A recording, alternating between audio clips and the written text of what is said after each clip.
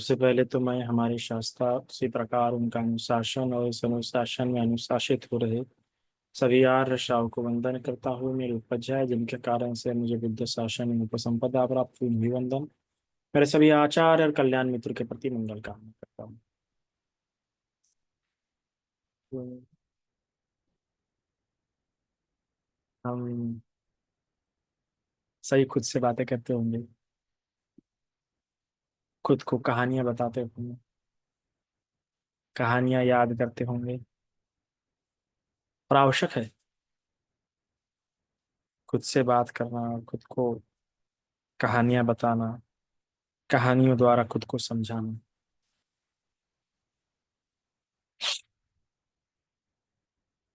क्योंकि कहानियां हमें प्रेरणा भरती है, कहानियां हमारे साथ रहती हैं, कहानियां हमें सिखाती हैं। जब से मानव बोलना सीखा है, लोगों के बीच में वो जुड़ता गया, तो कहानियों के सहारे।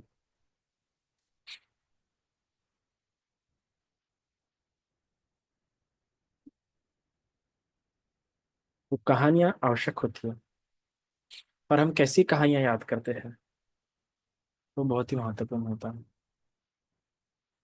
अपने आप को कैसे कहानियों से हम प्रेरित कर रहे हैं, ये बहुत ही महत्वपूर्ण होता है। और मैंने कई बार कहा है, किसी के लिए अनाथ पिंडी का प्रेरणादायक हो सकते हैं, किसी के लिए विशाखा हो सकती है, किसी के लिए सुजाता हो सकती है, किसी के लिए सुप्रभाषा हो सकती है।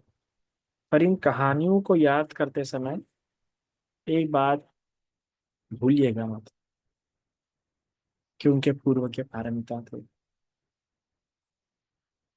वो एक बहुत ही लंबे समय से प्रयास कर रहे थे, और वो उस काल में उत्पन्न थे जिस समय भगवान थे।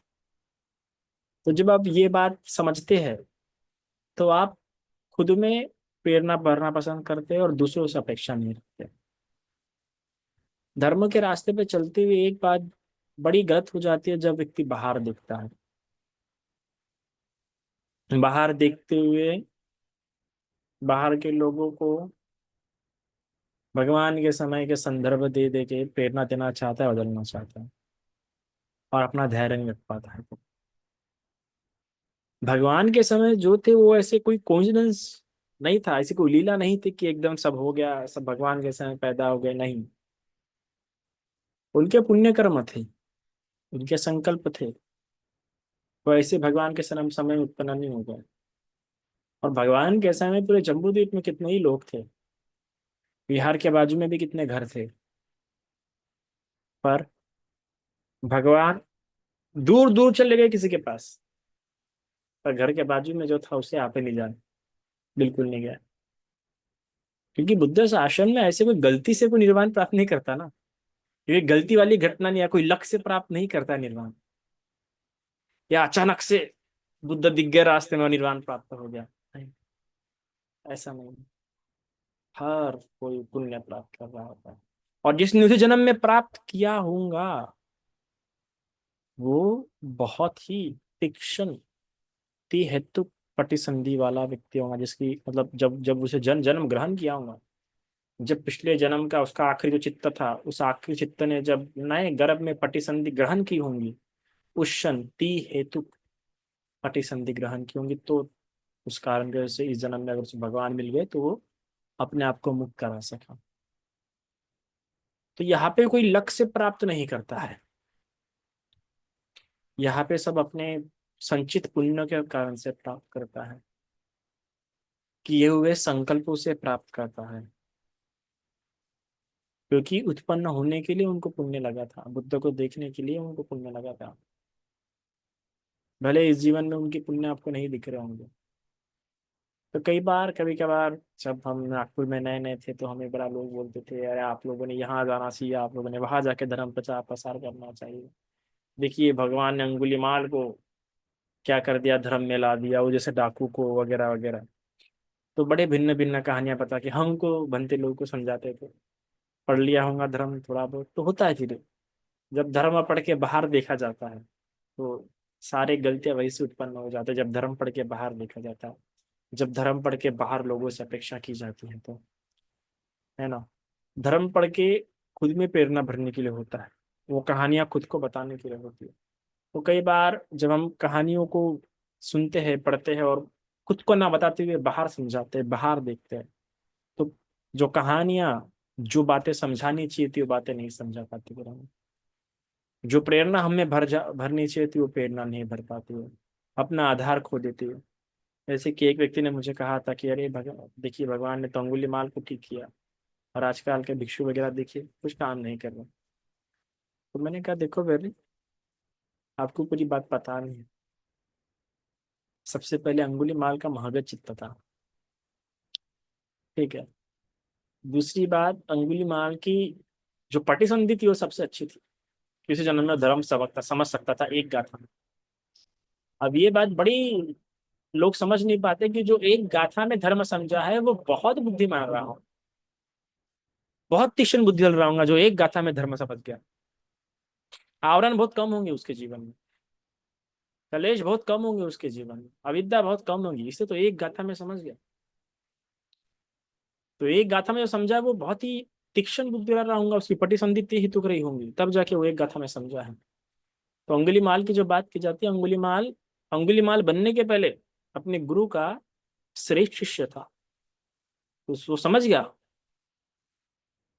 और अंगुलीमाल को भगवान धर्म बता पाए, उनके पास समय था। क्यों समय था?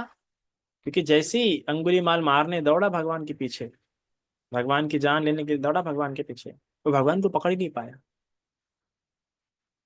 वो थक गया, और थक जाने के बाद रुका, और तब भगवान ने धर्म बताया उसे। तो आप कह रहे कि अगर हम किसी को जाके धर्म बताए, तो सबसे पहले वो उतना बुद्धिमान होना चाहिए, वो शांत खड़ा होना चाहिए। अगर वो शांत खड़ा हुआ नहीं है, वो बुद्धिमान नहीं है, वो समझने की क्षमता में नहीं है, तो वह धर्म उसकी हानि कर सकता है। तो किस प्रकार से वो गलत तरीके से धर्म को समझे, बोलेंगे हाँ हाँ बड़े आए हमको बताने के लिए, वो धर्म बताने वाले पे ही दोषारोपण करेंगे, धर्म बताने वाले को ही गलत साबित करेंगे। और धर्म कभी बेहोश में नहीं सुना जाता ना। भगवान ने मना किया है शराबी को धर्म बताने के लिए। भगवान ने बताया है जो हाथ में लकड़ी है, हाथ में लकड़ी लिए खड़ा है, उसको धर्म बताने के लिए। पुलिस चढ़ते समय धर्म बताने के लिए मना किया, पुलिस से उतर समय तो भगवान ने कई जगह बताई कहाँ पे धर्म बताना चाहिए। ऐसा नहीं कि कहीं भी मिल गया है, जब तक वो पूर्ण रूप से समर्पित नहीं है धर्म सुनने के लिए। सबसे पहली तो ये होता है कि पूर्ण रूप से समर्पित है क्या, पूर्ण रूप से एकाग्र है क्या। तो आप ऐसे ही नहीं बता सकते किसी की भी धर्म। तो इसलिए कई बार हो जाता है कि देखिए अंगुलीमाल की कहानी लोग गलत तरीके से समझ जाते हैं। अंगुलीमाल की कहानी इसलिए नहीं है कि आप देखिए इस प्रकार से प्रेरणा ले कि भगवान ने पागल को भी सुधारा, भगवान ने अहिंसक को भी सुधारा।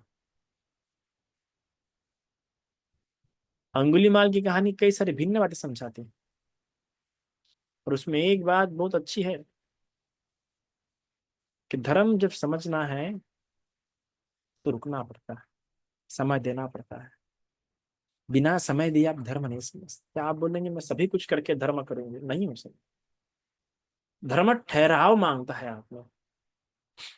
धर्म आपके अंदर देखना सिखाना चाहते हैं। जैसे मैंने शुरुआत में कहा आज के प्रवचन में, क्या खुद से बात करते हैं। खुद से बात करना मतलब क्या, खुद के अंदर देखना, पहचानना। अंगुली माल ने वो किया। अंगुली माल ने सिर्फ धर्म नहीं सुना, ये बहुत सुंदर बात थी उस समय की, उस घटना की, कि अंगुलीमाल से जब अंगुलीमाल ने जब भगवान को कहा कि भगवान ठहर जाइए, रुक जाइए, भगवान तो नहीं कहते पर कहता है वो कि रुको, कहाँ भाग रहे हो, रुको कहाँ भाग रहे हो। जब भगवान को कहते हैं तो भगवान कितना प्यारा उत्तर देते हैं, अद्भुत उत्तर देते हैं। कहते हैं कि अंगुलीमाल मैं तो ठहर ही गया हूँ, तू भी ठहर जा। दो पंक्ति की बात थी, दो पंक्ति उन्हें अंगुलीमाल को सोचने में मजबूर कर दिया, और अंगुलीमाल ने सोचा। हम सोचते नहीं है। अंगुलीमाल ने खुद से उस समय बात किया, हम धर्म बताते, आप लोग खुद से बात करते हैं कि नहीं? हमारा धर्म सुनने के बाद खुद से बात करते हैं कि नहीं? अगर आप मेरी ज्यादातर प्रवचन सुनेंगे तो बड़े मनोवैज्ञानिक होते हैं, बड़ी सूक्ष्म रूप से, बारीक रूप से काम करते हैं, बड़ी बारीक रूप से बात करते हैं। अगर आप अविद्या वाला, तृष्णा वाला मेरे लेक्चर सुनेंगे तो बहुत गहरे, बहुत बहुत बारीक विपश्यना वाले लेक्चर्स थे वो। पर वो सिर्फ सुनने के लिए नहीं थे ना। कुछ लेक्चर सिर्फ सुनने के लिए नहीं होते, कुछ लेक्चर अनुभव करने के लिए। कि हाँ, इतनी बारीक है क्या, इतनी इतना उसका आवरण होता है कि अनुभव के रूप में देखना पड़ता है। हाँ, ये तो मेरा अनुभव था, ऐसे ही में न विद्या वसु की तृष्णा उत्पन्न हुई थी, फिर तृष्णा करना विद्या उत्पन्न हुई थी। कहानियां ठीक है, चलो कहानियां तो सुनो, कहानियों से मोटी मोटी प्रेरणा मिलती है। जब आप कहानियां सुनते, जो हमारे से कहानियां सुन रहे, तो उससे मोटी मोटी प्रेरणा मिलेंगी, मोटे मोटे तौर पर प्रेरणा मिलेंगी। लेकिन जब मनोवैज्ञानिक बातें हो रही है, जब दर्शन की बातें हो रही है, फिलोसफी की बातें हो रही है, साइकोलॉजी की बातें हो रही है, तो बड़ा बारीक होकर देखना पड़ता है। और खुद होके देखना पड़ता है, खुद होके, खुद के अंदर। जैसे मैंने कहा कि आप खुद से बातें करते हैं कि नहीं, और खुद कैसे कहानियां बताते हैं, किन कहानियों से खुद को प्रेरित करते हैं। बड़ी आवश्यक बात होती है कि आपके जहन में क्या बैठा है, क्या बात है जो आपके मन में आते रहता है। अगर किसी महिला के मन में सुप्पावासा बैठी है, आप बताओ महिला क्या करेंगी? किसी महिला के मन में बार बार सुप्पावासा आती होंगी, बताओ महिला क्या करेंगी? सरल है उत्तर, कठिन तो नहीं है। और गलती से किसी की उपासिका के मन में विशाखा बैठी होंगी, तो फिर बताओ वो क्या करती होगी, अगर उसे गलत समझाऊंगा तो। आप विचार कर सकते हैं, क्योंकि विशाखा को समझना सबसे कठिन है। क्योंकि जो कड़वा बोलता है तो समझना कठिन होता है। ये कड़वे शब्द हमारे पहले ही मन खराब कर देते हैं। कि कड़वे व्यक्ति का मन समझना आसान नहीं है। तो थोड़ा सावधान, जो जिनकी जिनकी जिनकी फेवरेट उपाय विशाखा होंगी, थोड़ा सावधान रहना बाबा वो, वरना भिक्षु के जीना आप लोग मुश्किल कर देंगे।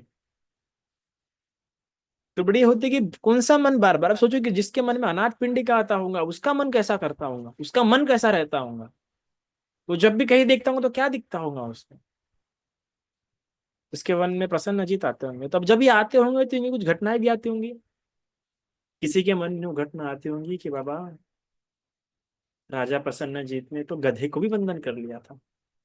तो जिसके मन में ये घटना होंगी, वो बताओ कैसा बर्ताव करेंगे, वो कैसा कैसा बिहेव करेंगे। जिसकी मन बार बार उसकी कहानी उसके मन में लाती होंगी, और जो इस कहानी द्वारा खुद से बात करता होगा, उसका स्वभाव कैसा होगा भिक्षु सिंह तो। जिसके मन में सुप्पा भाषा आती होंगी, उसका मन कैसा होगा कि सुप्पा भाषा स्वादिष्ट भोजन दान देती थी। जिसको सुप्पा भाषा प्रीत करती होंगी, बताओ कितनी उद्योगवान होंगी, कितनी वीर्यवान होंगी। इसलिए जरूरी है। और विशाखा आती होंगी तो बस संभाल के, मन पता लग रहा है बहुत भिक्षु को बोलते जा रहे, बोलते जा रहे, बोलते जा रहे। ऐसा मत करना। विशाखा जो गुण है वो पहले समझना। 7 साल की उन्होंने स्वतः पति थी, वो बात मत भूला की कोई। तो खुद को प्रेरणा कैसे दे रहे, ये बड़ी विचारणीय बात होती है, क्योंकि हम खुद से बात कर पाते हैं, फिर धर्म समझ पाते हैं। तो जब बुद्ध ने कहा कि मैं तो रुक गया हूं, तुम भी रुक जाओ,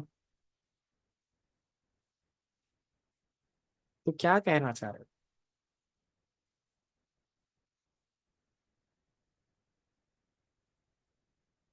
जो भी कहना चाह रहे हैं, ये सवाल के बाद उसने सोचा। बोलो मान, धर्म सोचने के लिए होता है। क्या भगवान की दिशा में मनसीकार को महत्व नहीं है क्या? कितना महत्व है मनसीकार को। बिना मनसीकार के आप सोतापति हो ही नहीं पा सकते। बिना योनि सो मनसीकार के आप सोतापति नहीं हो सकते। सिर्फ सुन रहे सुनना और मनसीकार दोनों उतना ही आवश्यक। तो उसने मनसीकार किया, इसलिए वो मुक्त हो पाता है, इसलिए भगवान के पद पे आता है। वरना अल्लाह जाओ देना, रहने देना, कुछ भी बोलते रहते हैं ये लोग क्या।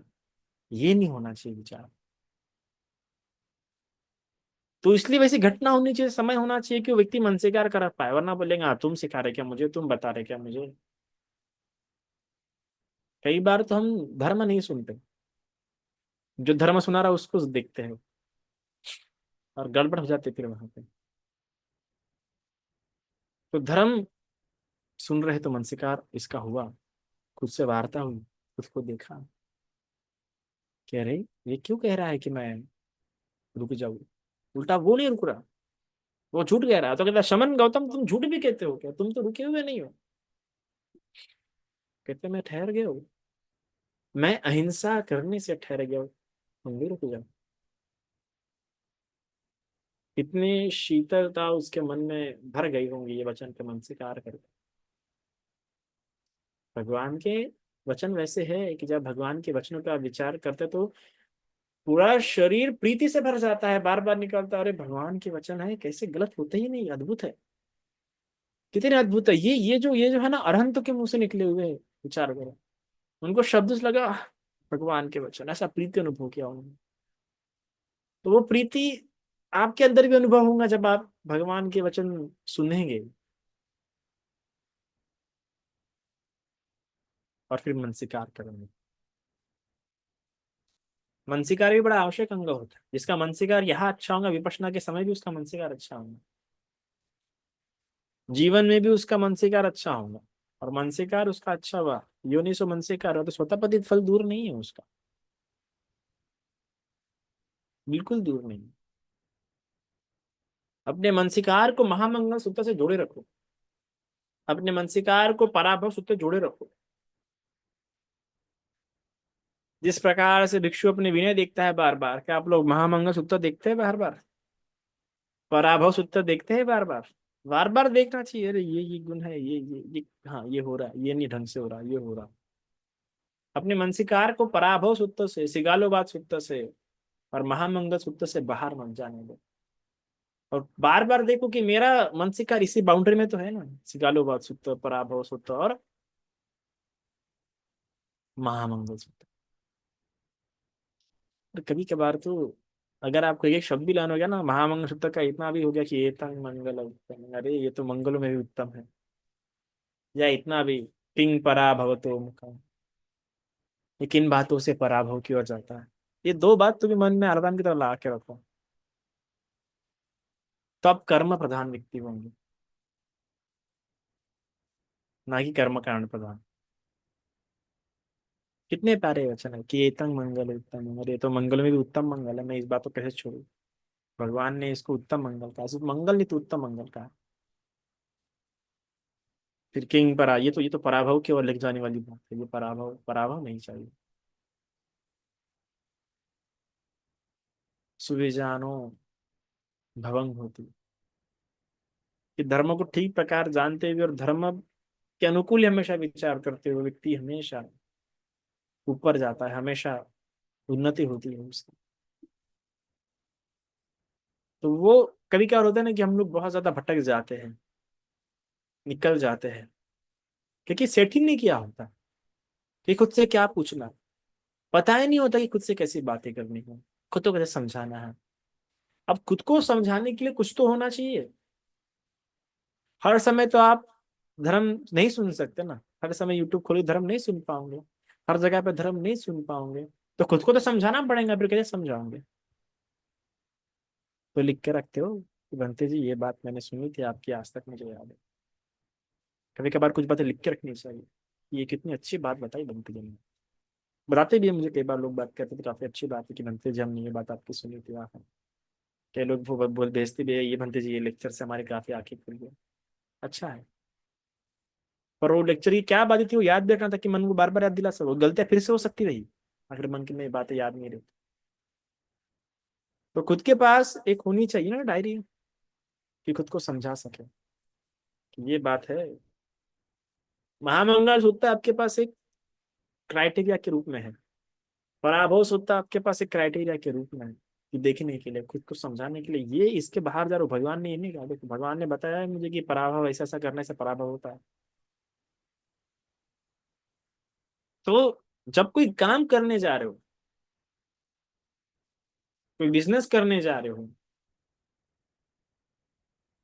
तो कई सारे लोग नारियल फोड़ के जाते हैं। मैं तो कहूँ नारियल फोड़ने से पहले पराभव सूत्र एक बार पढ़ लो, कि मैं जो काम करने जा रहा हूँ पराभव सूत्र के विपरीत तो नहीं है, अगर विपरीत होगा तो फिर पराभव होगा, फिर नारियल फूट या कुछ भी फूट। कितने भी नवस करूँ, कितने भी सत्य क्रिया करूँ, अगर वो पराभव पे लेके जाने वाली है तो वो तो पराभव, क्योंकि भगवान के बोले वचन सत्य है ना ज्यादा। हमारे किए हुए कर्म होंगे सत्य, पर हमारे किए हुए कर्म किसी दिन के हुए थे, और उस दिन का सूरज कभी ना कभी ढलता भी है ना। पर भगवान की बोली हुई इस बातें अल्टीमेट सत्य है। वो अकालिक है, उस वो किसी काल तक सीमित नहीं है, उसका सूरज ढलने वाला नहीं है। और हमारे किए हुए कर्म जिसके आधार पर हम सत्य क्रिया करेंगे, वो डूबी जाएंगे कभी ना कभी। तो इसलिए कोई भी काम करने के पहले पराभव सुत्ते एक बार पढ़ लो, वरना ऐसा चढ़ता सूरज धीरे धीरे ढलता है ढल जाएगा। तो याद रखना उस बात को। एक एक वचन बहुत अद्भुत है। दोनों सूत्र, तीनों सूत्र के बहुत है, तीनों सूत्र मुझे बड़े बड़े प्रिय है। क्या कह रहे हमारी इतनी प्रज्ञा नहीं, वरना और भी इतने गहरे जाने वाले सूत्र है वो, इतने गहरे। अगर मनोविज्ञान के दृष्टिकोण से देखे तो बड़े गहरे जाते, थेरेपीज निकल जाते हैं वहां पे, थेरेपीज। जब मैं देखता ना वहां पे, तो जब हम साइकोलॉजी की किताब पढ़ते थे, अरे भगवान ये तो इतनी बड़ी बड़ी चैप्टर से इनको लिखने पड़ रहे, भगवान ने दो गाथा में समझा दिए। पर हमारे पास इतनी प्रज्ञा नहीं होती, हम समझ नहीं पाते उस समय। तब उतनी प्रज्ञा नहीं थी। जितना हम हमारा नॉलेज बढ़ाते हैं, उतना ही हमें भगवान का नॉलेज और गहरा लगने लगता है। जितना मैं मनोविज्ञान की किताबें पढ़ रहा हूँ, जितना मैं फिलोसफी की किताबें पढ़ रहा हूँ, लगता है कि भगवान ही कितने गहरे हैं। वो गहराई तब नहीं पता लगी, वो गहराई तब पता लगी जब मेरा खुद का नॉलेज बढ़ता गया। तो जिसकी श्रद्धा है, उसको तो आगे जाने की जरूरत भी नहीं है। उसको बाहर का ज्यादा नॉलेज जरूरत नहीं है। उसने भगवान के शब्द पढ़ लिया, विश्वास है कि भगवान के शब्द अप्रतिम है, भगवान के शब्द कोई झूठे साबित नहीं होते, भगवान के शब्द कभी गलत साबित नहीं होते, भगवान ही है जो बताते सत्य है, पत्थर की लकीर है, वो भटकेगा नहीं। इसने बना के रखा है, भगवान ने बता दिया इस उत्तर में, भगवान ने बता दी इस जगह पे। ये होना चाहिए कि भगवान ने बता दिया है। ऐसी श्रद्धा भगवान कहते हुए ना, कम से कम पांच में से किसी एक बात की श्रद्धा होनी चाहिए। नहीं तो बुद्ध पे श्रद्धा रखो, बुद्ध के बोधि पे, या तो तथागत पे, या कर्म पे। हालांकि कर्म पे जो श्रद्धा रखेगा उसको उतनी प्रज्ञावान नहीं होगा, उसको प्रज्ञा की भी आवश्यकता पड़ेगी। पर जो तथागत के वचनों पर श्रद्धा रखता है कि भगवान ने ये बता दिया है, ज्यादा कठिनाइयां नहीं होंगी उससे। बाकियों को हो सकती है, ठोकर खा के सीख सकते हैं, हम जैसे हम तो बहुत ठोकर खा के सीखे, है ना, क्योंकि श्रद्धा ही हमारी बनने के लिए बहुत लंबा समय लगा। क्योंकि उन्हें तो समझाने वाला कोई था नहीं हमारे पास कि भगवान की बातें इतनी गहरी जा सकती थी, है ना। तो रास्ते में कई बार भटके, इधर गए उधर गए, ये समझने की कोशिश की, वो समझने की कोशिश की, पर जब ऐसा ज्ञान प्राप्त कर लिया कि देख लिया कि भगवान तो इतने गहरे है, तब लगा कि नहीं, अब तो भगवान का हाथ छोड़ना नहीं है। क्योंकि भगवान समान गहरी बातें कोई नहीं कर सकता। कई सारे लोग रहस्य में बातें कर सकते हैं, तो बड़ा बड़ा अच्छा लग सकता है, अरे अद्भुत है। कई लोगों के चमत्कार देख के मन आकर्षित हो सकता है, ठीक है। कई लोगों का रिद्धि बल देख के मन आकर्षित हो सकता है, पर लगता है अरे भगवान तो सत्य कहते हैं, रिद्धि बल थोड़ी यथार्थ सत्य है, चमत्कार थोड़ी यथार्थ सत्य है। यथार्थ सत्य तो भगवान बताते हैं, और यथार्थ सत्य मुझे अपने आप को समझाना है। वो यथार्थ सत्य मुझे अपने आप को बता बता के, अपने आप से कह कह के, अपने आप को समझा समझा के बताना है कि यही है और कहीं नहीं है। इसके आगे जा भी नहीं सकता मैं, कैसे जाऊंगा। भगवान ने पारमिता उप पारमिता परमार्थ पारमिता पार किए हैं, पूरे किए। और इस अपनी प्रज्ञा को परिपक्व करने के लिए कितने बुद्धों को देखा है उन्होंने, कितने त्याग महात्याग किया है। उनकी प्रज्ञा के आगे मैं नहीं जा सकता, उनके बिल्कुल भी नहीं। उनके उपाय कौशल्य, उनका कौशल्य नहीं नहीं नहीं नहीं। इतने लंबे समय में तथापि भटके नहीं, उनके मार्ग पे कैसे, उनके मार्ग से नहीं हो सकता गलत। और मैं तो कई बार कहता है और अभी भी कहता हूँ कि जिसने इस शब्द को भी समझ लिया, सिर्फ एक शब्द को, जिसने एक शब्द को भी समझा, वो धर्म से कभी भटक नहीं सकता है, धर्म कोई छुड़ा नहीं मांग सकता है, धर्म को कभी, धर्म से कभी व्याकुल नहीं हो सकता, भटक नहीं सकता, च्युत नहीं हो सकता, जिसने एक शब्द को ये समझ लिया। स्वाख्या तो भगवतादम, ये सिर्फ एक शब्द स्वाख्या तो, कि क्या होता है स्वाख्या। तो आपको कहीं जरूरत नहीं पड़ेगी बाहर जाने की, कहीं जरूरत नहीं पड़ेगी भटकने की, और भटका भी नहीं सकता। इसकी इस बात की कमी है हम, इसलिए हम भटक जाते। भगवान ने कुशल धर्म उत्पन्न करने के लिए, अकुशल धर्म हटाने के लिए हर चीज बता के गई है, हर चीज की व्याख्या देके गई है। और हमें वही तो काम करना है, कुशल धर्म बढ़ाते रहना है और अकुशल धर्म हटाते रहना है। अब कुशल धर्म क्या है भगवान ने वही बताया, अकुशल धर्म क्या है भगवान ने वही बताया। कुशल धर्म किन बातों से उत्पन्न होते भगवान ने वही बताया, अकुशल धर्म किन बातों से उत्पन्न होते वही बताया। कुशल धर्म को उत्पन्न करने के लिए क्या बातें चाहिए भगवान ने वही बताया, अकुशल धर्म को हटाने के लिए क्या बातें चाहिए वही बताया। कुशल धर्म के लिए कैसी बढ़ोतरी करते रहे भगवान ने भी बताया, अकुशल धर्म को कैसे मन में लाने दो भी बताया, तरीके ही बताए। तो व्याख्या अच्छी प्रकार से की गई है। हमें नहीं पता होगा बात अलग है, हमने नहीं पढ़ा होगा बात अलग है। तो हमें खोजना पड़ेगा कि भगवान इस पे क्या कहते हैं। पहले भी कहा, अभी भी कह रहा हूँ कि भगवान इस पे क्या कहते हैं ये हमने जानना चाहिए, कहीं और नहीं जाना चाहिए।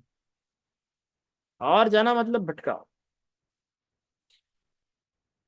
इसलिए खुद को समझाओ, और खुद को अगर नहीं समझा पा रहे हो तो समझाओ, अभी भी धर्म को मैंने अच्छी प्रकार से नहीं समझा। ऐसे डायरी में नोट करो, ये बात अच्छी लगी, ये बात अच्छी है, ये बात ठीक है। तो खुद को फिर समझा पाऊंगा, खुद को अच्छी प्रकार से समझा पाऊंगा। रूप रूप से नहीं समझा पाऊंगा। तो खुद को समझाना है तो कॉपी पेन भी रखा करो। खुद को समझाना है तो बातों को याद रख के लिख लिया करो, क्योंकि उम्र भी हो रही है ना, बातें मन से निकल भी जाती है। तो इसलिए इतना आज के लिए काफी है। साधु साधु।